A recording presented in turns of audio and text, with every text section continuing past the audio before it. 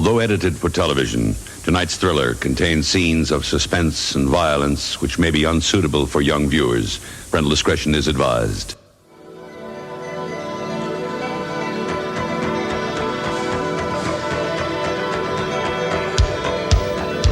State-of-the-art Japanese animation.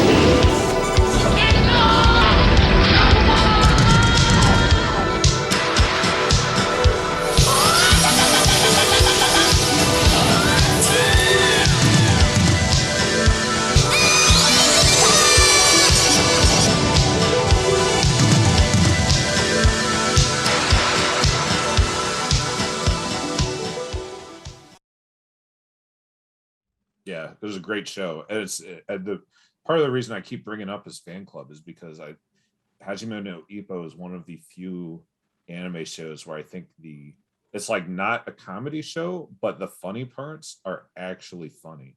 Unlike totally a lot agree of with you. unlike a lot of anime shows where they like must feel some kind of requirement or need to put in comic relief, but it's not actually funny in any way. Full Metal Alchemist is the prime example of that, in my opinion, where it like tries desperately to be funny at various points, but it's never actually funny in any way.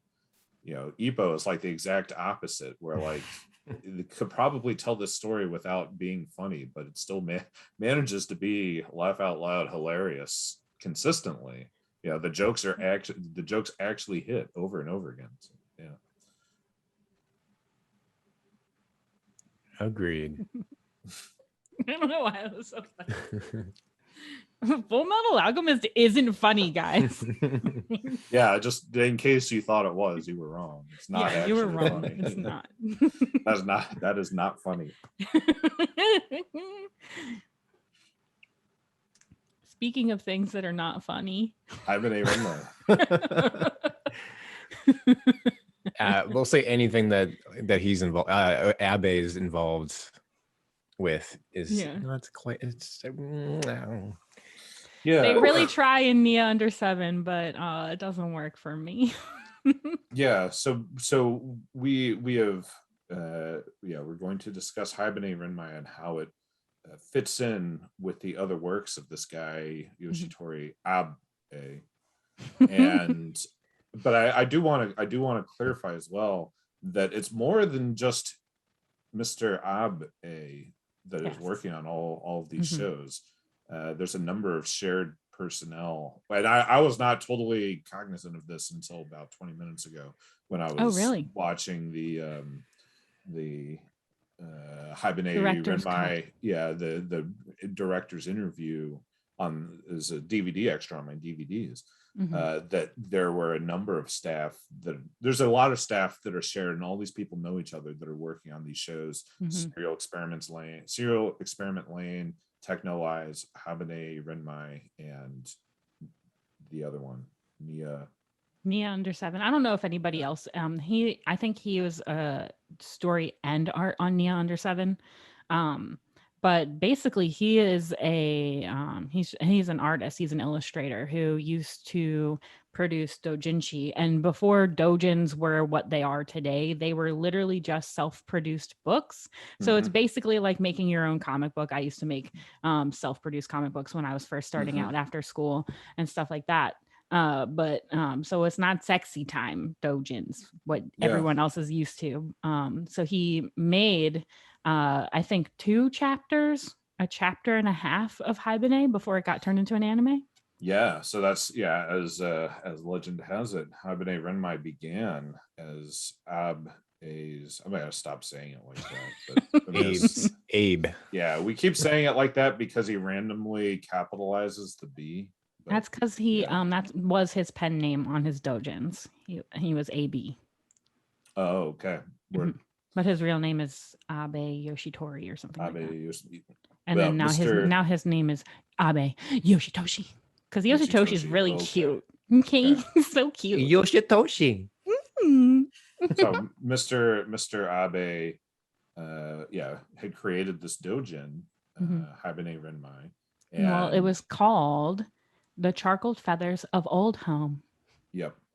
And he made he made like one issue of it, and then kind of put it on the shelf for a while, came back sometime later, made another issue and a half of it that corresponds roughly to the first episode and a half of the TV show. And then they, I guess, saw some real potential in the world that Abe had penned, and we're like, all right, we're gonna just take this and run with it, and give you the leeway to create a full-blown 13-episode TV show.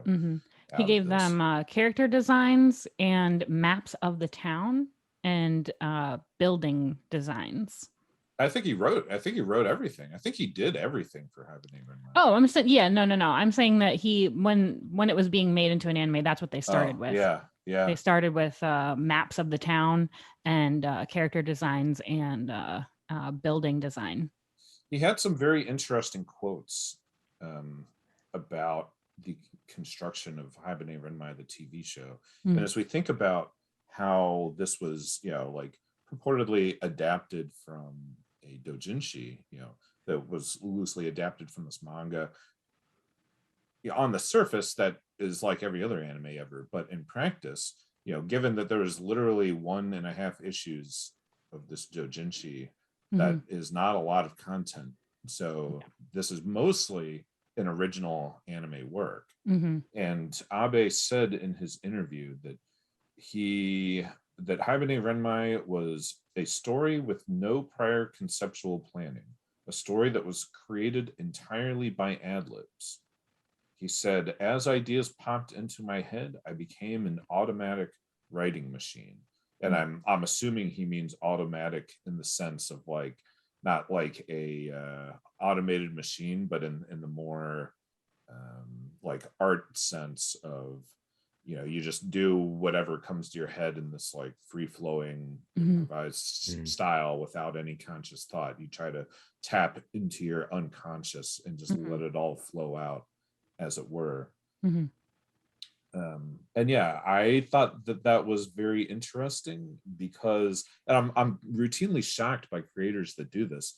Miura had the same thing to say about Berserk. He said in interviews that he did not plan anything about Berserk in advance. He just lets it all come as it occurs to him. And that blew my mind, because I was like, how do you create these like super nuanced and fully realized character relationships without any kind of prior planning? I feel that way about... You're the GOAT. Some people are just like that. Some people, that's how they work. And I feel like that's something that's very rare. I don't think most people are instilled with that when they are creators, because it's like it's very few people that have that talent, that innate talent, Yeah, and I guess Abe is right up there with them, because I don't know how you would concoct a relatively tightly woven and just like very, very nuanced and kind of perfected narrative in character structure, and like in Haibane Renmei, without having thought about it in advance in any way. And you can compare and contrast that to Oda doing One Piece. He's on the exact opposite side of the scale, where One Piece is meticulously planned for years in advance, and this guy is like, drawing out character designs for characters that he's going to bring into the story in fucking 5 years, so it's like everything is meticulously planned out in advance, for years and years ahead of time. That makes more intuitive sense to me than the Miura and Abe style of like, I just let it. I just woke up like this. I just woke up like this. Here's a perfect character relationship right here. Yeah, not all artists are great writers, and vice versa. You know what I mean? Yeah, that's true. Well, I do think that he had a lot of practice with the characters, because if you look at all of his art, especially the earlier works, there's a lot of correlation to the main characters in these stories. They all kind of look the same. So I feel like he kind of built an archetype for himself to like play off of. Yeah. Because the main character in Nia under 7, that character looks a lot like Reiki. And there's another character from one of his earlier works that looks, I think it's called Phenomeno. Phenomeno. Yeah, And yeah. he does have a very specific character design Mhm. that he brings to the table, and I agree. Like if you look at Lane, look at Technolize, look at Haibane Renmei, Mhm. there is a cohesive art style that permeates throughout all this stuff. Even like covers of things that he had that he doesn't necessarily write the story for, but they get him to illustrate, looks extremely similar. So like there's this like illustration book called Robot, where the person who made Robot got a bunch of different illustrators to illustrate this story separately, and he has the cover, and the cover looks a lot like all of his other works. And then he illustrated Welcome to the NHK cover. Oh, okay. And then he also illustrated Hellgirl, the walls that she draws on in Hellgirl, and like one of the art books, I think, in Hellgirl.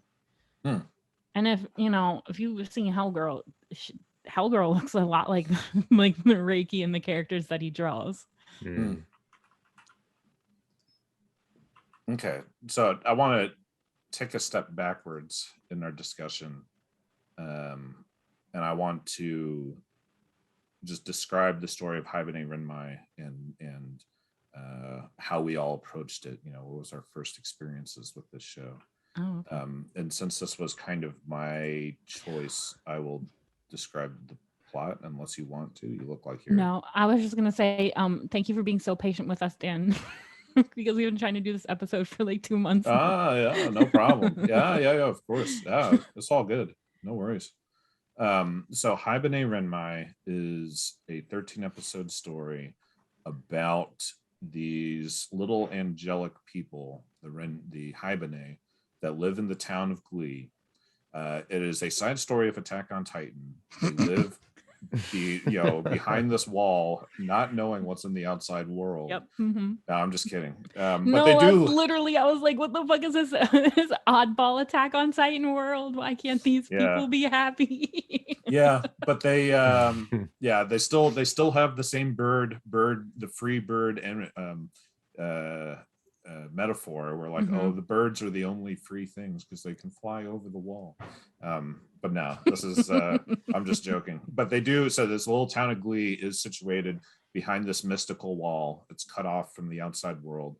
The Haibane are born into this world, not knowing where they came from or who they are.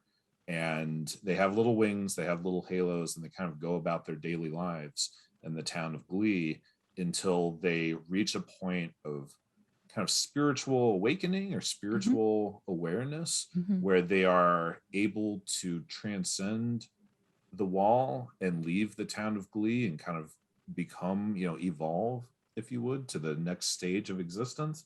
Or this doesn't happen for them and they just kind of stop being Haibane and move out to the middle of nowhere and live kind of peaceful but lonely, as they say in the show, peaceful but lonely lives until they die.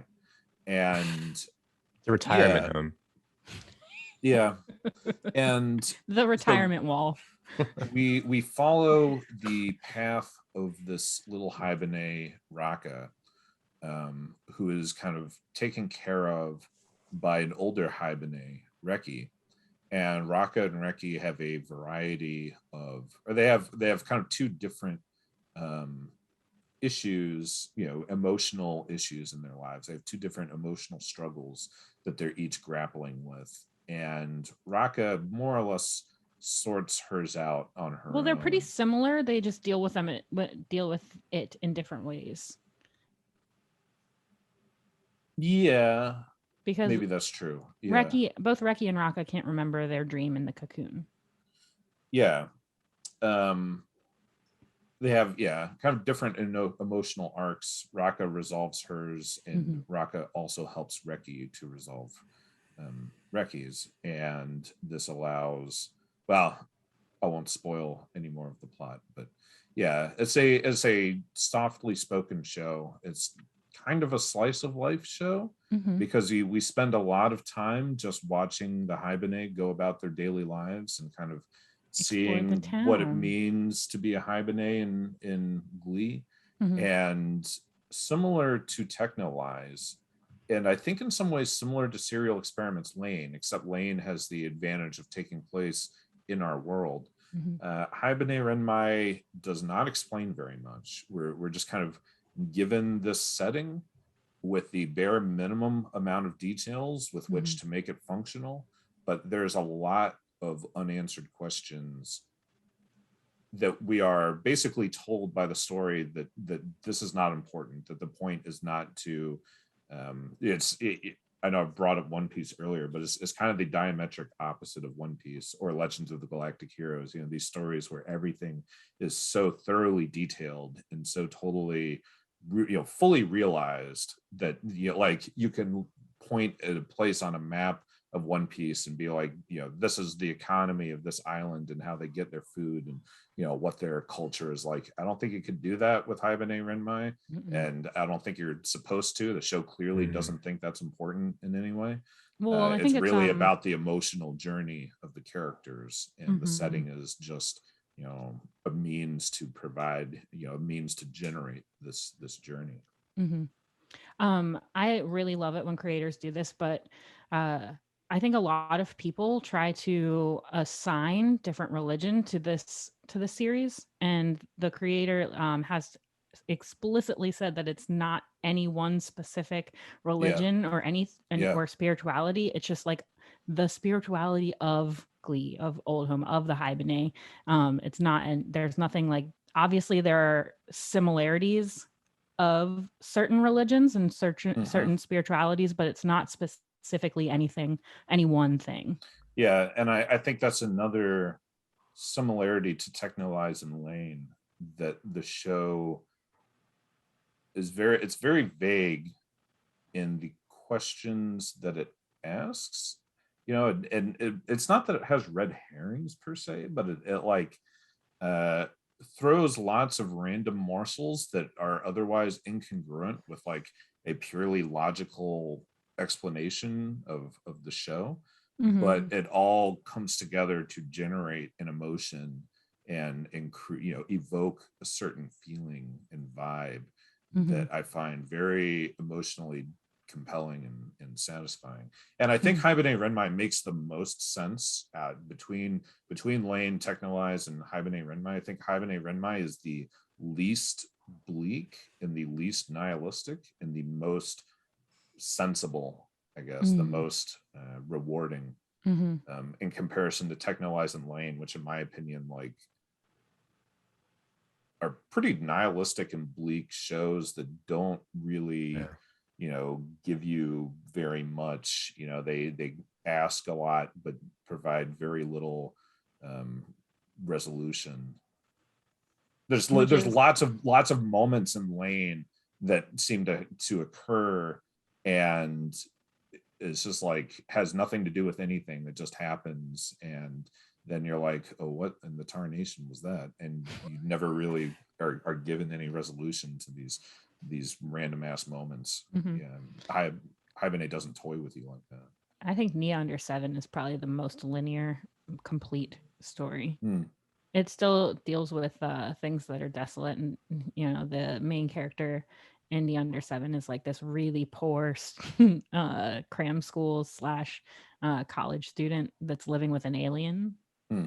that sucks up all of her money Mhm. and ruins her house and stuff. Very different vibes than It's Hibernate. actually funny. So yeah, so I watched Haibane Renmai in college. I was an instant fan, bought the DVD box set. I've seen it multiple times since then. I'm just a big advocate for the show. I got the shirt. I talk about this show a lot. Mhm. I'm a big fan. I'm a big fan of Abe and his crew's works in general. I have Lane on DVD. I'm rewatching Techno Wise for this podcast, but I had already seen Techno Wise once or twice as well. I've seen Lane 2 or 3 times, and in general, yeah, I like all of this kind of stuff. Geoff, had you ever seen Haibane Renmei before? Yeah, I had a boot going back to bootlegs again. I had the some I don't know if it was a bootleg of the ADV release or whatever distributor it was, but I had owned it from got it from Pandora's Cube, and I remember. Yeah. yeah, I'm the same way. I was a huge fan because when you like Lane being a staple of the 90s in that time, you sort of like gravitate towards people you like, and there wasn't a whole lot to gravitate towards. So you either had like your wacky Slayers or like, I don't know, I guess Trigon was out, Bebop was out in the late 90s, but you know, Lane was prior to this, so I just naturally gravitated towards Haibane. Even have the robot magazine that Amelia was talking about. I own one copy of that. Nice. Yeah, Very volume. Cool.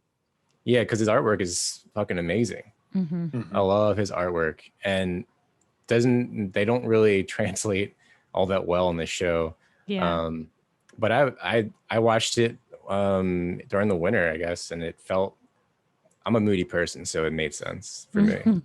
Not for everyone. It's like it embodies sort of like how the weather, and how the weather makes me feel, especially in the wintertime. For sure. Yeah, so I think they conveyed that really well. I just don't think, I'll just put it out there, the animation for this show is not that great. I didn't think it was great back in 2003 or whatever, and I still don't think it's that good now. It's yeah, it's I not agree. very good. The animation itself. Yeah. I really think that if you like this show and this creator, I feel like the way to experience his work is through his manga and dojin, like through the art itself, because the art is so like atmospheric. Like, yeah, like Haibane is pretty atmospheric, but I feel like, you have a lot more things that you can do with Haibane to make it atmospheric, whereas like with art, it's kind of just like what's on the page and how you utilize what's on the page. But this is the first time I've seen Haibane, this is my first watch through. It was good. I was very it was very much not what I expected, because I feel like everyone kept spoiling it for me. Oh, okay. I feel like I heard people say like, "Oh, yeah, that's the one about the girl that gets stuck there, right?" I'm like, I don't know. I literally haven't seen it. Oh, that's about the angels that aren't really angels, right? And I'm like, I don't know. I haven't seen it yet.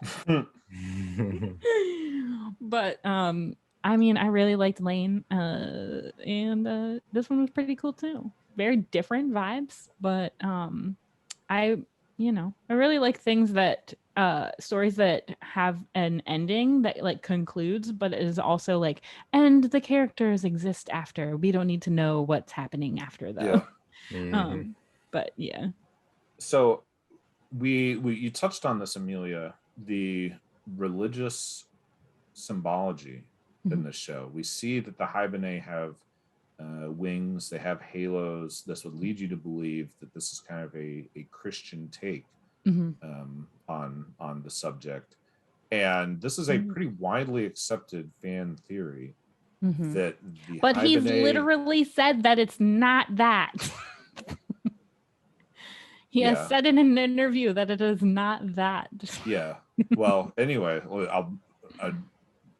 okay, continue. Halos have existed before Christianity, just putting it out there. Yeah, it's true. Okay, cool.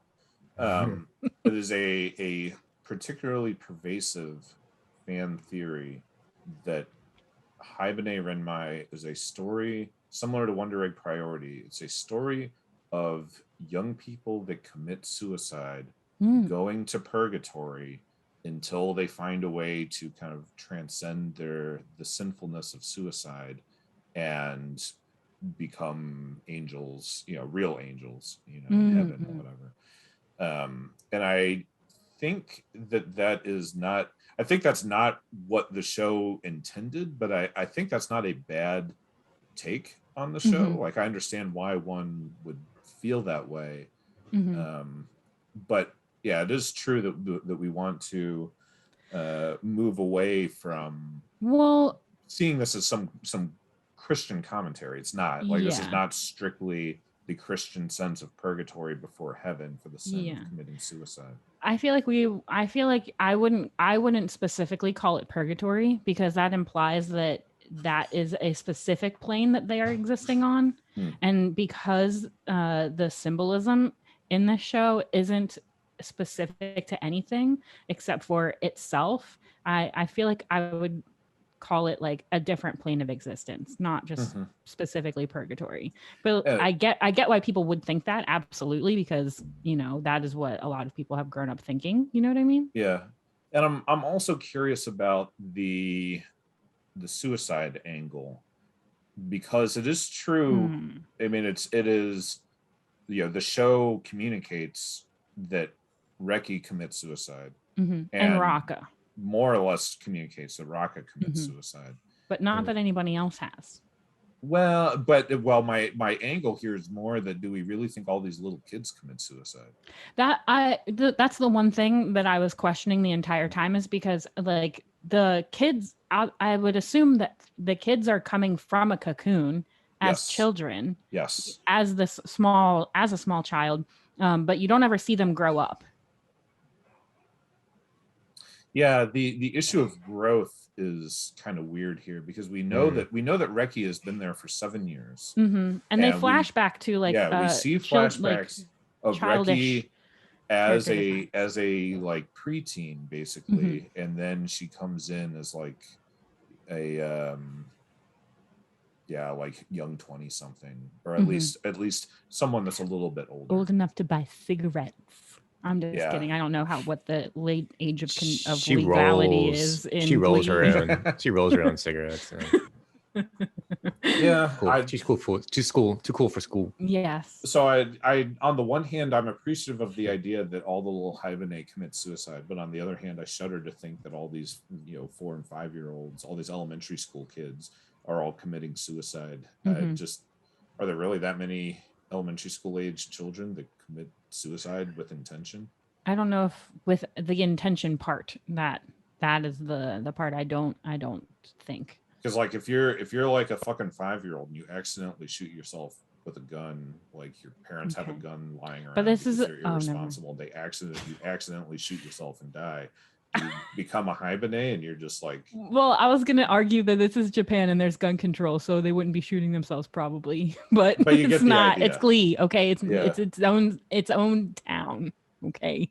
yeah, but you get the idea. Yeah. right? Mm-hmm. Whose theory is this? Is this just like a random internet theory? Why- Well, I think it's more than just a popular. I think it's more than just a random internet theory. This is like, from my perspective, this is the commonly believed idea. Like if you talk about Haibane Renmei, that is commonly believed, like, oh, it's about suicide, victim, people that commit suicide being stuck in purgatory. I don't And like I that theory. I think it's BS.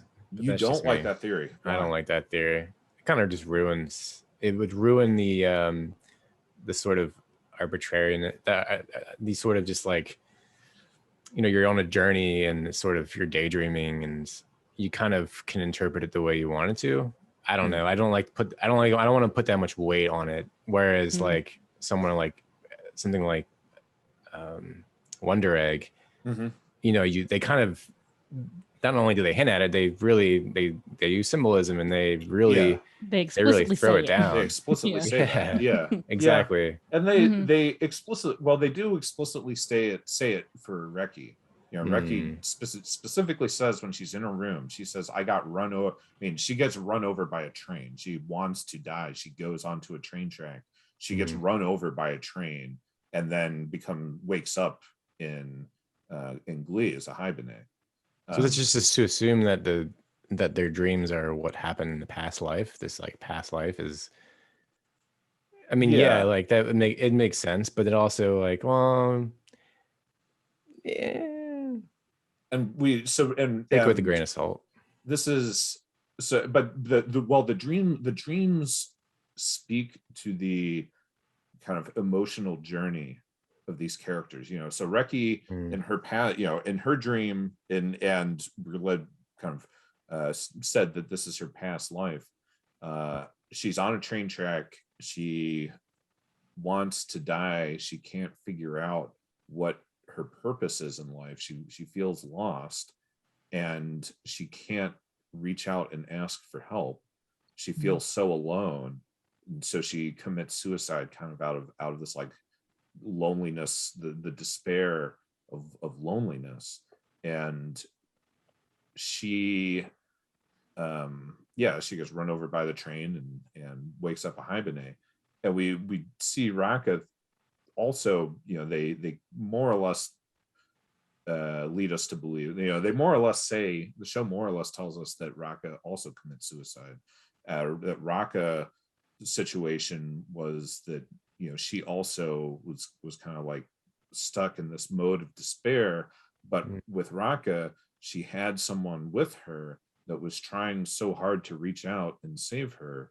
And that's the metaphor of the crow, right? Like the crow that comes and is trying, you know, in the opening scene, we see Raka falling from the sky, which is her dream. And the crow is falling, you know, flying next to Raka and kind of grabs at her robe and tries to pull her upwards and tries to keep her from falling. And that's her friend trying to help her, trying to save her. And it just takes Raka a couple episodes to figure that out, to see that, like, you know, the crow is, you know, the reason I feel this emotional attachment to the crow is because the crow is somebody that I knew in a past life, someone whose love for me has, you know, made the has come with me, has transcended into glee with me. And having the kind of ability to acknowledge that love and to see that she wasn't alone, and to find the forgiveness, you know, that like, you know, the way that love has transcended into glee is the forgiveness that Raka needed to break the cycle of sin, and, you know, find the kind of inner peace, the kind of spiritual clarity that she needed to become a good Haibane, to, you know, beat the circle of sin. And Reki, also needs the same help. Reki needs someone to reach out and help her and kind of forgive her. Show's very big on forgiveness and salvation.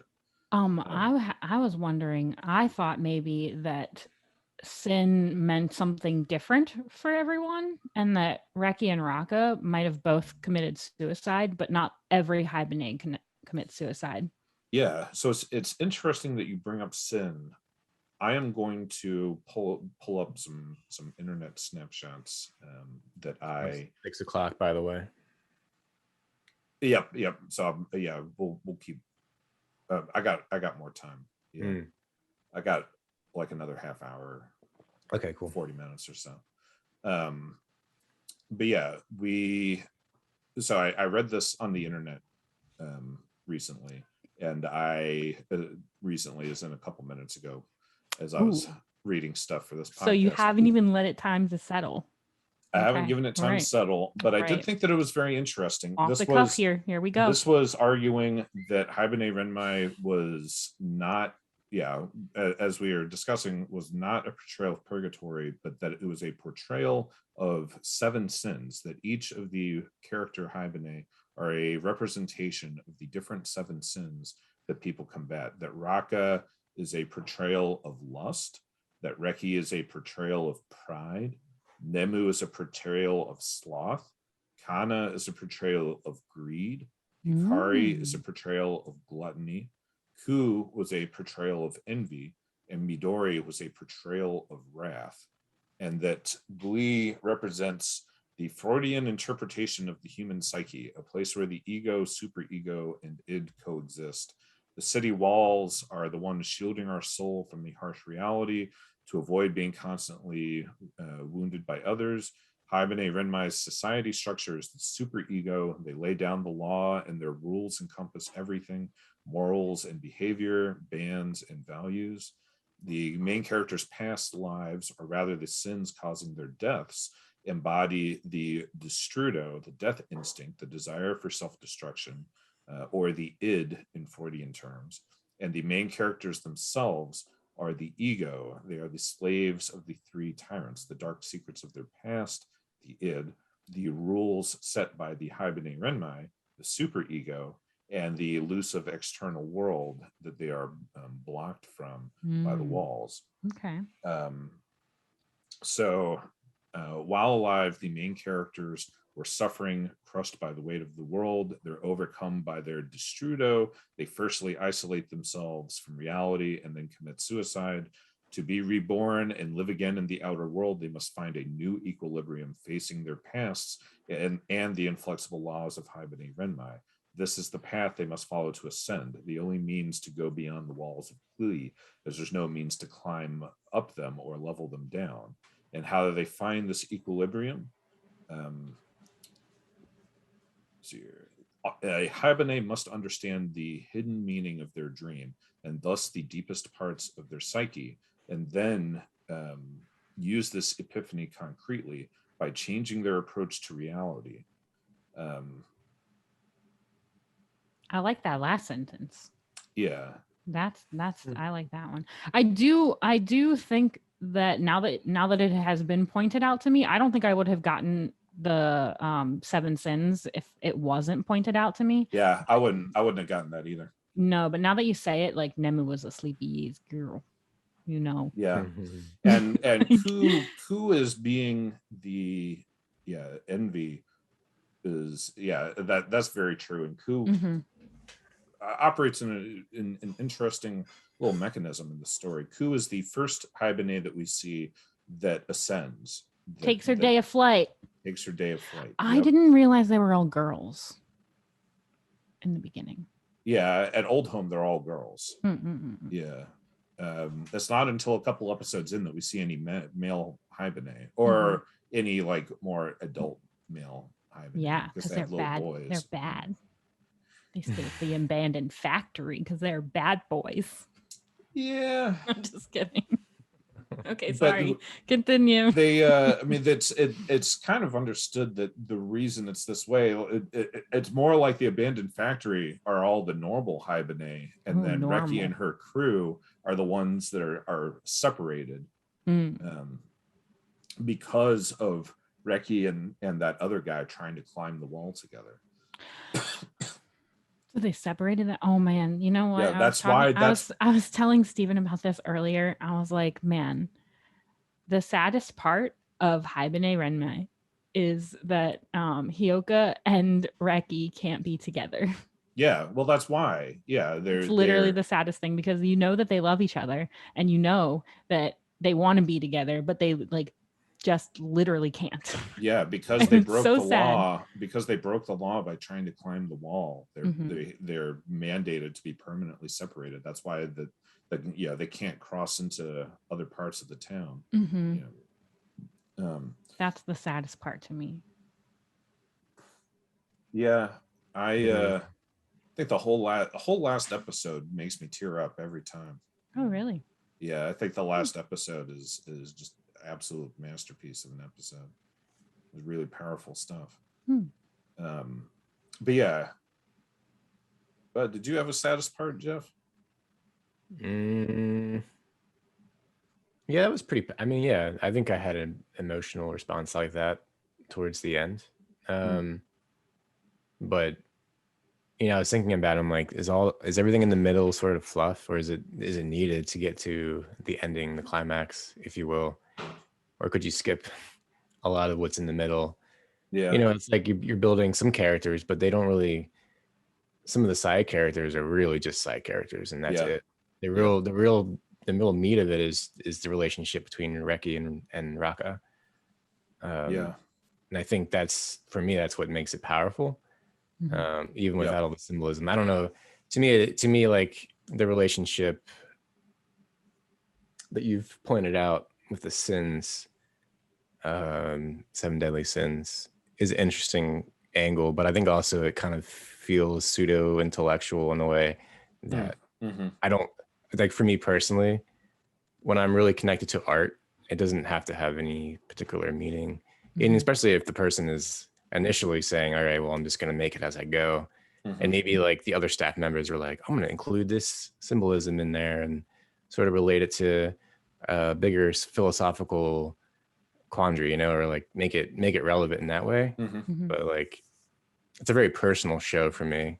I'll say Yeah. that it's a personal Yeah. show for me. Mhm. And I feel that. I don't want anyone else's opinion to really like change that how I feel. Yeah. I feel It's that. I influenced me. understand what you mean. Mm. Yeah, to go back to Ku a little bit. Ku is in a very interesting position in the show as being the first one to take her day of flight. And how does Ku become the first one to take her day of flight?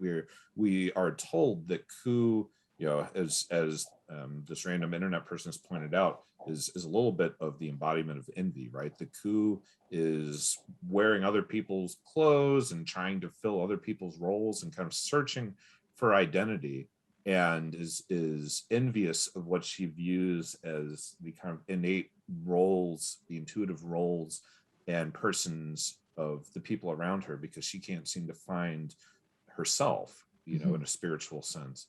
And then we are shown in the show where Ku starts giving away her belongings. She gives her old coat, I think it was, to Raka, and Ku, this is symbolic of how Ku comes to appreciate herself and kind of grasp her own personhood and grasp her own personality, to stop relying on trying to take from others and trying to be informed by others, and really find her own individualness. And that was the kind of spiritual clarity that she needed in order to transcend. And then she truly breaks this mold by being the first one in their group to take the day of flight. That she does this as an act of individualism, that everyone else is still there, but I, as a fully formed individual, am taking my first independent step, free of any influence from anyone else.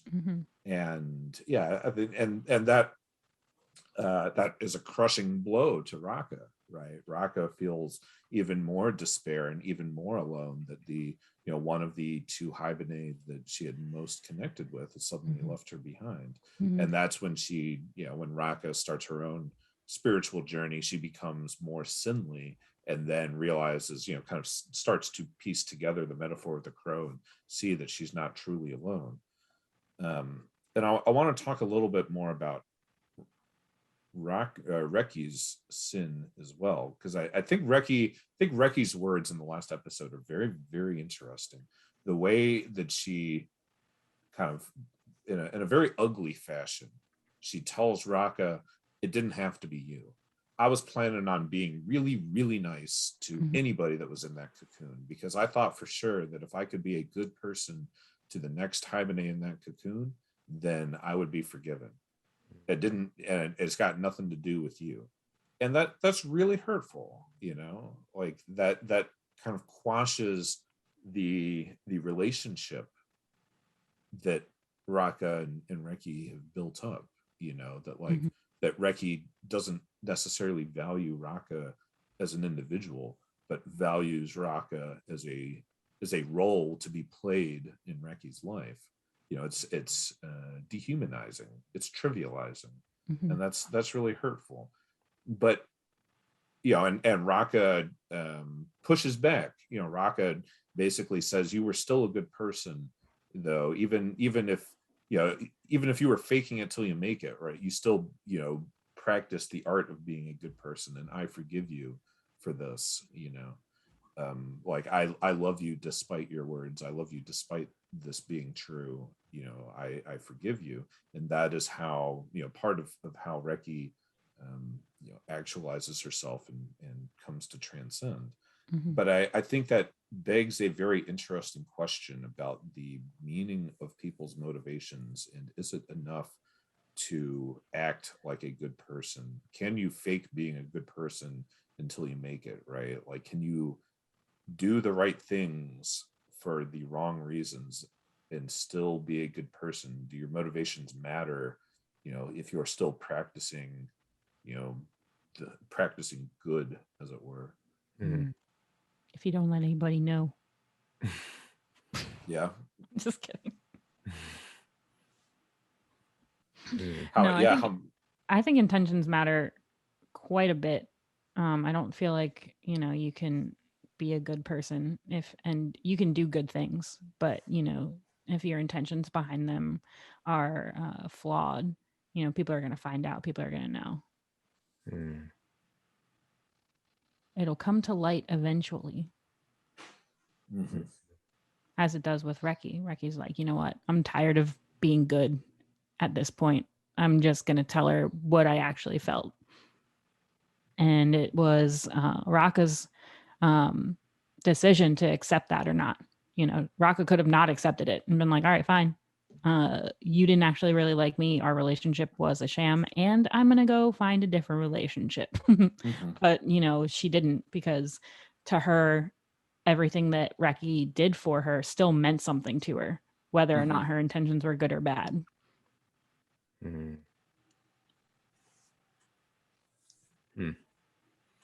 You have any thoughts on this, Geoff?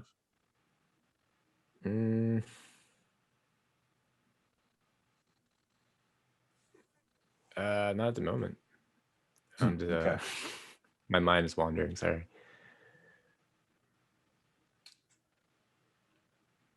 Yeah. So I'll read a little bit of what this person on the internet had to say about Reki, since we're talking about Reki. So this person, who I think clearly understands this show better than I do, they have written, Reki painfully completes her ascension, even though her path is shrouded in the fog and oblivion, self-loathing and anguish. She stands out among the Haibanes, as she is the only one arriving in Glee as a sinner, symbolizing her tendencies to be easily overwhelmed by the id and the destrudo. In the astounding final episode, however, she finds the strength to ask Raka for her help, going beyond her feel of feeling betrayed once again. Reki embodies redemption reached when everything seems lost. She is dangerously close to being annihilated, but however, she snatches her own salvation from the hands of fate, even when it seems too late, once she puts her self-awareness above her self-destructing tendencies. And yeah, I agree and see how that is true, right? That Reki is so afraid of being alone. This is a big angle in the show. Reki has a conversation with this visualization of her younger self, where she says, I can't ask for help because I'm so afraid that nobody will answer, that I will truly be alone. If I never ask the question, I'll never have to confront whether or not I'm completely alone. And she does eventually find the strength to call out to Raka and ask for help. And that is, what brings her about, that's what brings the spiritual clarity that she needed, that she is finally able to reach out and accept the love and accept the care from someone else. Well, what Reki doesn't know is that Raka's feeling the exact same way. When Ku took her day of flight, Raka felt really extremely alone, and she felt like she couldn't lean on anyone. And even when she knew that Reki was about to take her whatever she did, either day of flight or leave Glee, she was even feeling more alone, and like she shouldn't even be alive. She had no right to even be alive and care about these people. So the fact that Reki called out to Raka, and they were both feeling the same way about their situations and both leaned on each other, I think that's what is very prominent in that situation to me personally, is that you're not actually alone. Like you can ask for help, and not asking for help is not the not like it's not correct, but it's not the path that you should always like think is correct. Mhm. You know, because people are going through things that you don't even know about. You know, like Raka didn't know that Reki was going through all of that, and and when she found out, she wanted to help her even more. You know. Mhm. And that, yeah, the show does kind of posit that this is the answer to the sinner's riddle that the old priestly guy posits. He's like, The sinner's riddle is so dumb to me. Like I get it in the Yeah. context of the story, but like, well, so the sinner's riddle comes up because the old man, one of the old spiritual priestly guys in the show, is talking with Raka and says the key to all this is that if once you realize your sin, you have no sin. Yeah. I wish I could remember verbatim what it was. But it was, yeah, like actually, I'm just gonna look it up real quick. I was like, oh, okay, so I'm a bad person and I just committed a crime, and now that I've realized it, I'm acquitted. Thank you. Goodbye. Yeah, it's related to this to being sin bound too, right? Yep. If you can't remember your dreams. So the riddle is to recognize sin is to have no sin. So if you had sin and you recognized the sin, then you would have no, like all people have sin, and to recognize the sin is to have no sin. But if you recognize the sin and didn't have the sin, then you wouldn't recognize it, thus you would be a sinner. And it's it's circular logic. And the show posits that the way to break out of this is to have somebody else tell you you're not a sinner. You know? Oh, you're not a sinner, Dan. Fuck, thank you. Go take your day of flight. Jeffrey, you're not a sinner. Oh, I know. All right, now you have to save Amelia. Yeah, because I can't take my day of flight. Yeah. Amelia, you passed. You're not a I'm sinner. a big fat sinner. Is what you said. We are not sinners. Thank you. Thank you. Circle is complete. All right. Now everyone listening has to do the same thing. Yes. With everyone around them. Mhm. Yeah. I expect a sinner chain in our Discord. Yeah, this is becoming like one of those mass emails. It's like forward this to 5 people. Oh my God. Like, you got to tell 5 people they're not sinners, or else you'll never have your day of flight. You must do it within 5 minutes of reading this message. Yeah. Yeah. I'm still thinking about Reki and Hyoka. Yeah, That that be was together forever until they take their flight. They should have taken their flight together. And he didn't even want to look at the sky. They were sending messages to each other. And yellow was a symbolism for like forgiveness and acceptance. And he didn't even want to look at the sky when she was flashing the fireworks or whatever. Well, it is kind of interesting how Hyoka is a self-loathing Haibane. He puts a hat on that covers up his halo, and he wears a jacket that covers up his wings. He tries real hard to not come across as a Haibane. Yeah, we're not really like led to believe that this has any particular meaning or importance, but I do think it's kind of interesting, kind of curious. Oh yeah, he really like takes his hat off in one scene. He's like, and his like little halo, like when he first meets Raka, he just comes up to Raka and starts talking to her, and she's like, "Why the fuck is this random townsperson talking to me?" Then he lifts his hat, and the little halo that was pushed down pops up, and she's like, "Oh, you're Haibane." Okay. I like that they called them pancakes, the halo cookies. I was like, that name, girl, that's a donut. What are you talking about? It is not a pancake.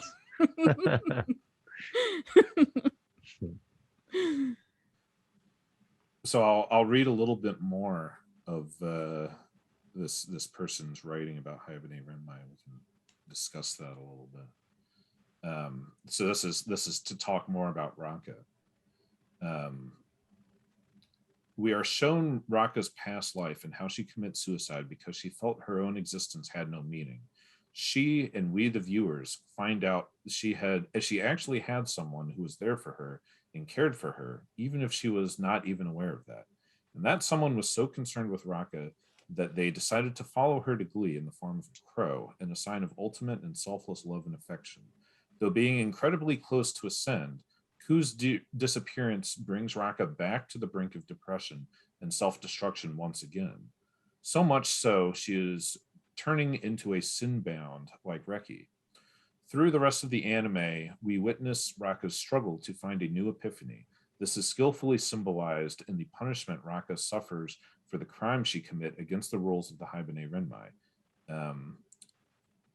She touches the wall. Yep, she goes and touches the wall, and then she is forced to go inside the wall of Glee and clean it from the mold and dust accumulating in it. While doing this, she also plunges deep into herself, the walls shielding her soul from the outside world, and gains a new insight. But as all Haibane must do to pass their trial, Raka also needs to act accordingly to her newfound approach in life, her newfound approach to life and existence. This happens when she finally and selflessly accepts to stay behind and helps Reki facing her trial and the ghosts hunting her. We see Raka this time does not cry for the lost love. Instead, she's truly happy watching her friend ascend with success and embrace the true meaning of loving and being loved, an attitude which is a polar opposite to the one she had when Ku disappeared. Hmm. And yeah, this is one I did not totally piece that together. I like kind of felt it on the inside, but didn't consciously realize it until I read this person kind of putting it out there. You know, there is a particular scene when where Raka is kind of sick and her halo starts to flash on and off, right? Mm-hmm. Because she touched the wall. It wasn't when she touched the wall. I'm thinking of the author of this little text says that Raka was just about to ascend and then chose to stay behind to help Reki, which makes sense to me. But when exactly was she just about to ascend?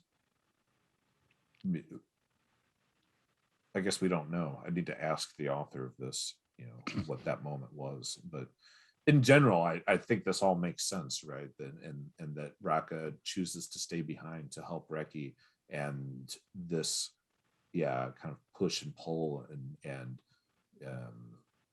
the investment, the emotional investment in their relationship and their love is the first step towards Raka's spiritual clarity and self-actualization. Well, I think it parallels with Raka's dream before the cocoon, because someone was reaching out for her, and then she realizes that she could be that person for Reki, for this person that she has come to know in this world, in this plane, and it makes her want to stay. And be that person for Reki. And it's true that we see Raka, when Ku leaves, Raka's totally destroyed and becomes sin-bound. But when Reki leaves, Raka is content. And we see that is a meaningful progression in Raka's maturity and her worldview, that she can look at the ascension of her friend and not be stung by the loss of friendship, but be happy that their friend was able to find peace and solace and move beyond the wall. And I do think the walls themselves, this is another one of these like little Abe style, bizarrenesses when Raka's in the walls and she hears Ku's voice, and then we see this weird like the water ripples, and it's like some weird spiritual force is moving in a circle throughout the walls. But what exactly is this? Nobody knows, and it's never explained to us. And so part of the reason I harp on this stuff is because as people listening to this podcast may know, I'm so fucking logical all the time and literal all the time. So when there's these little inconsistencies in setup, it like just drives me nuts. When things aren't consistent in world building, it like really it has a tendency to like I fixate on that and I get really irritated by it. But with Haibane Renmei and Technolize and other shows of this, these little inconsistencies don't bother me at all, because the shows are very explicit that this is not a logical story. Like, this is an emotional story, and it's not about creating a world that makes sense. It's about creating an emotion. It's about creating a vibe. Mhm. And I think, yeah, Haibane Renmei, Techno-Eyes, Lane, they all do that perfectly. Yeah, the question is now is what does it better? Because I think Lane, for all its like avant-gardeness, is that a word? Does it better in that sense? Like it's sort of it's much more abstract and Yeah. surreal. I think that's lens. I think it works better in that regard, like as a cyberpunk kind of story, or as a more science. It's not really science fiction, but it kind of crosses that line a little bit. This is more magical. Haibane Renmei is a little more magical. Yes. Yeah. And yeah, as you say, Lane is the big legendary classic. Haibane Renmei is a pretty obscure one, in my opinion. Comparatively, yeah, definitely. I think if we were to ask a bunch of people, like in our survey, like, do you recognize the main characters in Haibane, it'd be very low. It would be very low, but what's funny is when we were walking through the Otaku Museum, there were Otaku badges for 2004 and 2003, and the 2004 one was of Hazuki from Moon Phase, with that I have a tattoo of, and then the other one was Haibane. It was Really? Raka. Yeah, it was the illustration of Raka. Very I interesting. have a picture. I'll post it. Yeah, pretty It cool. makes me. I wonder if I have that badge. You might. Did you choose the Haibane one? I mean, it would make sense. Apparently, you could have chosen your badge.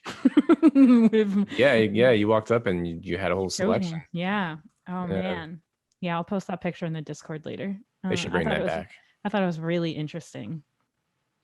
Hmm. I was like, oh my god, look at the Haibane Renmei. I'm watching that right now. The Boa who does the opening for Lane was present at the first Otakon that I went to, and they had a performance there. Yeah, Yeah. the music's great. Yeah, well, I was going to say, speaking of music, I think Haibane Renmei has a particularly good and evocative soundtrack. Oh my god, the ending song is so good. Yeah, it's very pretty in a good way. I like I let it play through, and by the end of it, I was singing it. You know what I mean? Yeah, it's catchy. Very catchy. And someone has a fascination with spinning girls that are naked. Yes. In the fetal position, because I've noticed that happens a lot in 90s anime. It does. With their knees to their chest, kind of all sad like. It's true. Yeah. We could do a podcast episode on that. Or panel. Yeah, so one big takeaway, I was going through the anime encyclopedia, and then just to read off on some more stuff, because we were getting tired of that. So the end of the selection for Haibane, I thought this was kind of poignant. The author was comparing the two shows. So yeah, atmosphere, not event, makes for a drifting story bordering on daydream.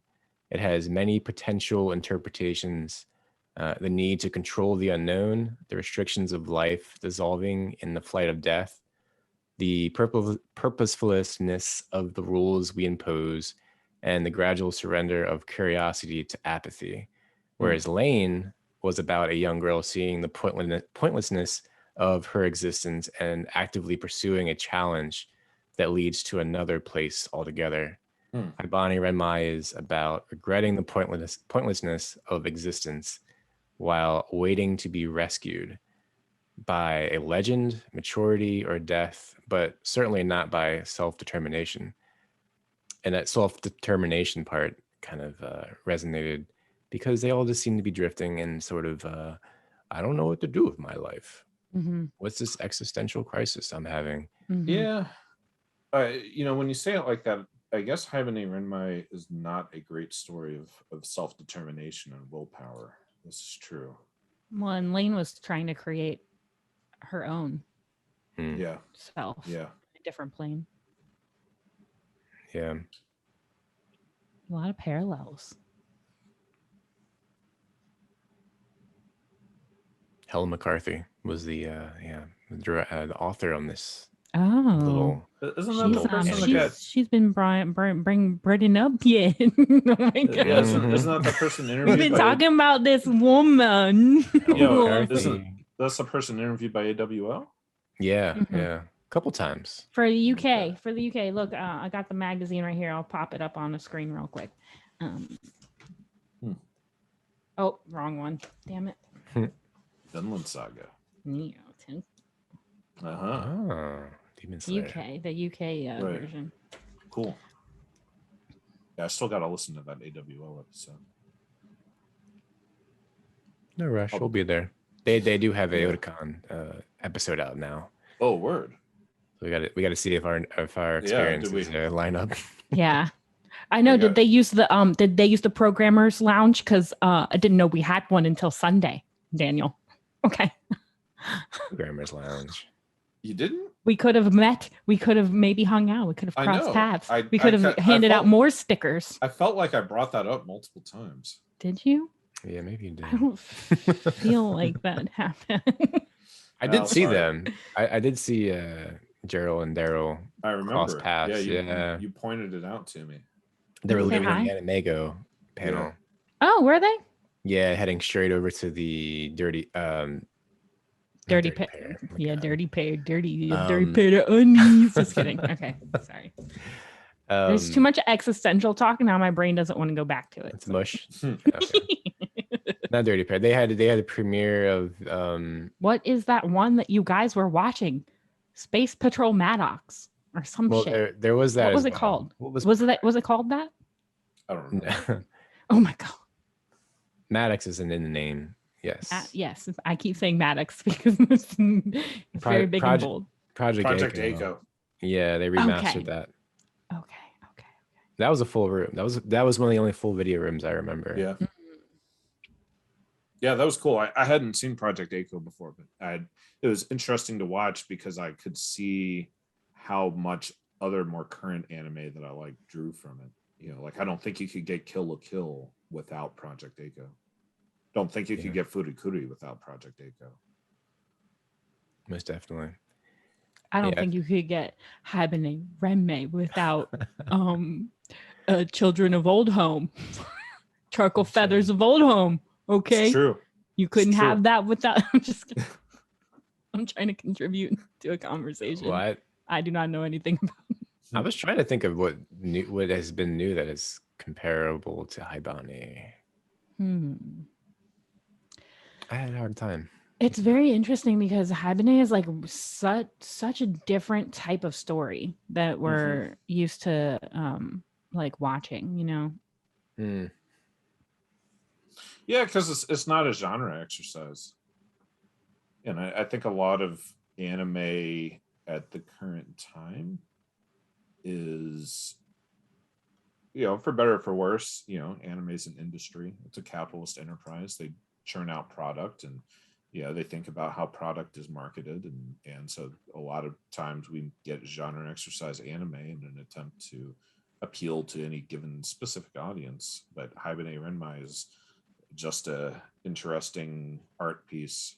Is not really a genre exercise in any particular way. It's not any particular thing. It's just a singular work. A singular atmosphere. Yeah. I read that he was very inspired by Murakami's books. Yep. Yeah, that's a big angle of this. That to truly understand Haibane Renmei, you got to read. One of them. Hard Boiled Wonderland. Yeah, and that the End one. of the World. Yes. Yeah. Yes. I have you not read it, Jeffrey? this. No, I have not, but I have. You like Murakami, don't you? Yeah, I own a few of his books. Mhm. Yeah. 1Q84 would be my favorite book from him, but I think that would be a fun adaptation. Well, I was actually looking at all the books and I was like, wow, I know I don't really read that much, but these books look like I would want to read more. Okay, so shall we have our closing thoughts? I feel like we had a lot of closing thoughts right there. Oh, okay. Dan's got to go to the gym or band practice. Which one? Today. Dinner with Hannah's dad. Hera's. Yeah.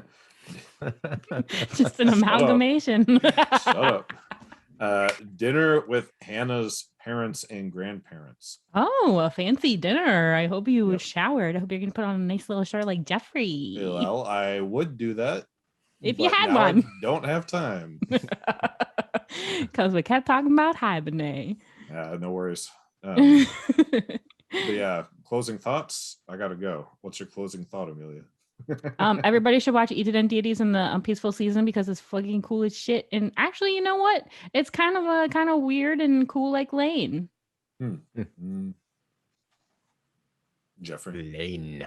Yeah, so it was nice to go back and rewatch something that has been kind of forgotten, lost and forgotten. And it is part of me. It's in my heart, the show. So I'm happy Dan suggested it because I think going back and rewatching things as later in your life is important because what is popular or what is important to you in the past or now is different. And, we grow as people. Yes. Take that. Yes. And learn something from it.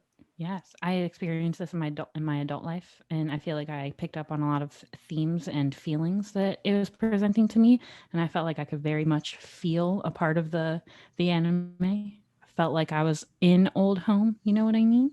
Yeah. And I'm extremely glad that I got a chance to watch all of it complete. Yeah.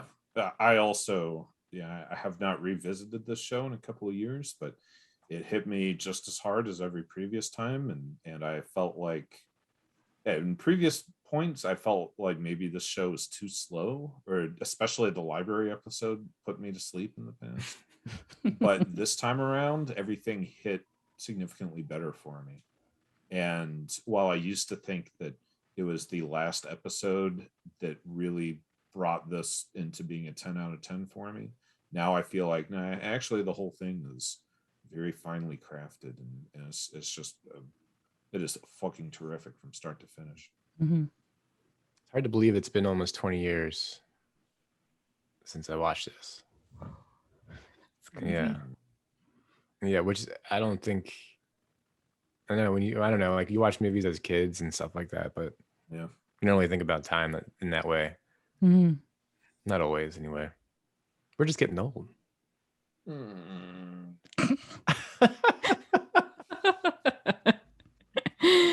All right, guys. Thank you for listening to this episode, and we'll see you in the next one.